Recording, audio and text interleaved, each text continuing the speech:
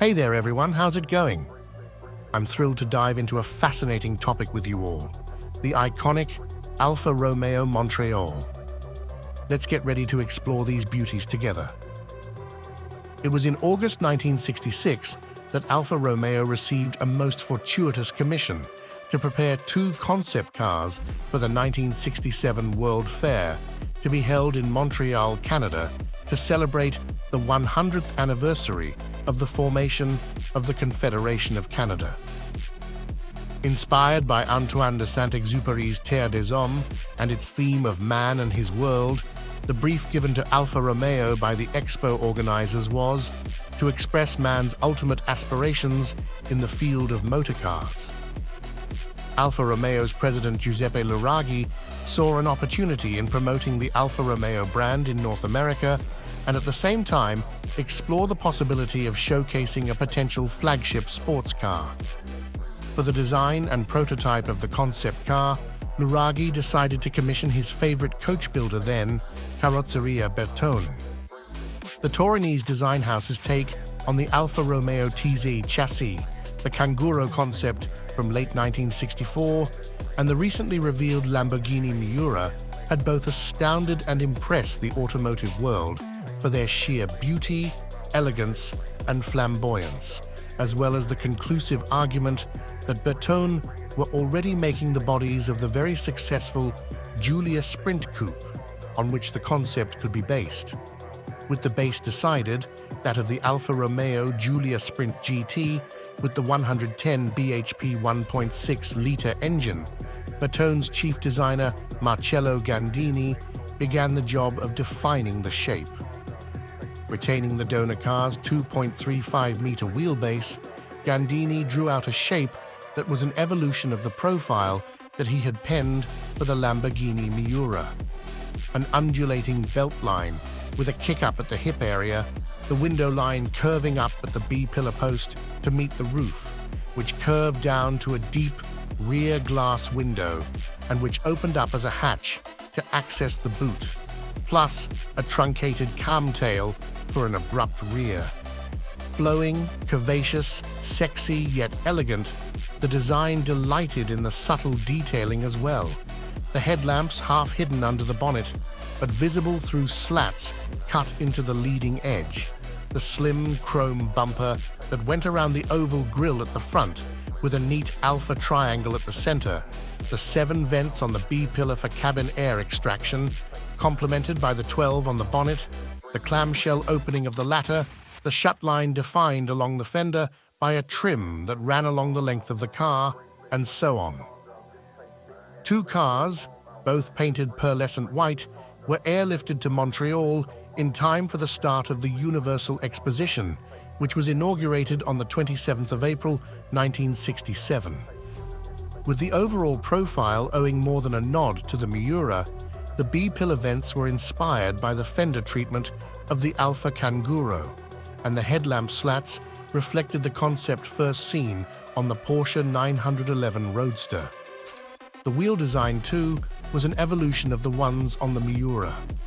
The fascia and the instrumentation design were most interesting, too.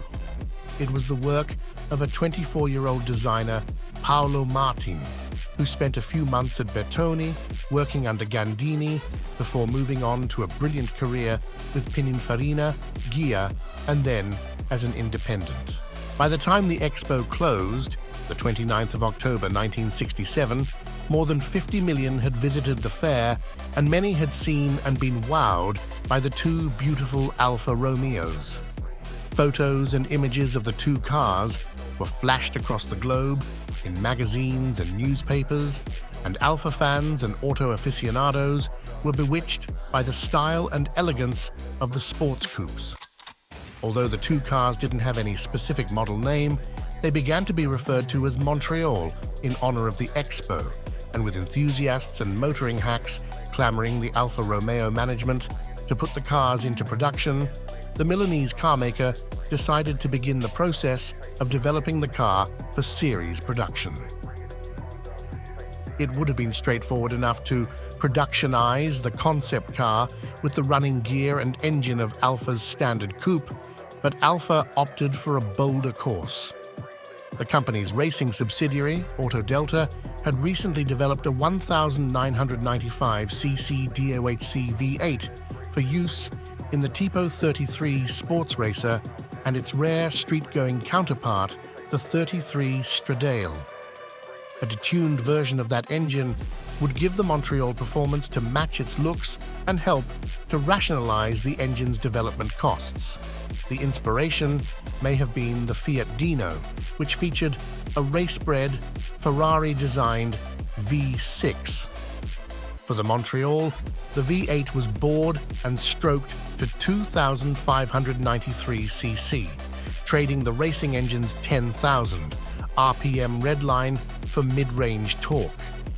The production engine had an aluminum block and heads, hemispherical combustion chambers, and a dry sump oil system, but it used Alfa Speaker mechanical fuel injection like US-bound four-cylinder Alfas. The results: 200 GP at 6,500 revolutions per minute and 173 lb-ft of torque at 4,750 revolutions per minute, necessitating the adoption of a 5-speed ZF gearbox with greater torque capacity than the Alfa 5-speed. The Montreal was roughly 5 inches longer than a 1,752,000 GTV coupe, but shared the same wheels and rode a modified version of the same platform. That meant unassisted recirculating ball steering, coil springs and anti-roll bars front and rear, double wishbones in front, and a lightweight live axle in back. Ventilated disc brakes and wider wheels and tires were fitted to cope with the Montreal's weight and power. Development delays and Italy's ongoing labor disputes pushed back the launch, and cars weren't available in quantity until late 1971. The V8, special body and convoluted production line, the basic structure was made at Alfa's Arese factory near Milan, shipped to Bertone's plants around Turin for body fitting, and then back to Arese for assembly, were reflected in the price, about twice as much as a 2,000 GTVs.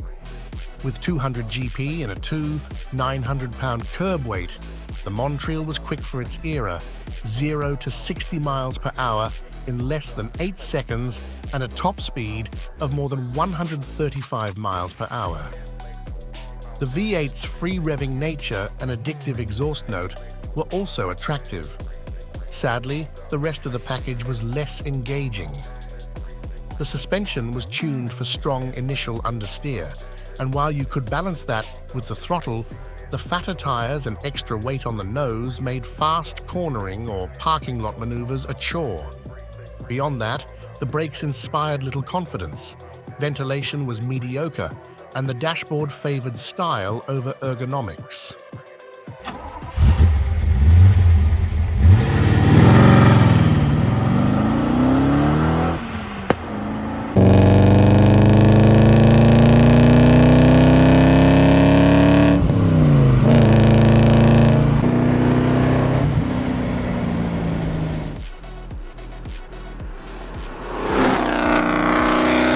Ultimately, the V8 was the Montreal's undoing.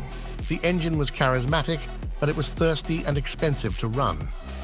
Worse, proper maintenance and repair required a technician with specialized tools. Alfa opted not to certify the Montreal for US sales. Buyer interest largely evaporated after the 1973 OPEC embargo, and a brief, largely unsuccessful racing career didn't help. The Montreal expired in 1977. Total production was between 3,917 and 3,925 cars.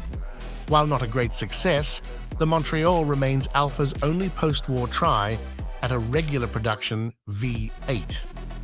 The 33 Stradale barely qualified, and Alfa's next V8 model, the Maserati-based 8C Competizione, was a limited edition, of which only 1,000 were built through 2010. Flawed as it was, the Montreal still stands alone. Whoa, what an exhilarating journey we've had, uncovering the wonders of the Alfa Romeo Montreal. But hold on tight, because the thrill continues.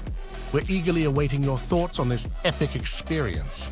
Don't hold back, spill the beans in the comments section, and hey, why not spread some love with a thumbs up and hit that subscribe button for more thrilling adventures.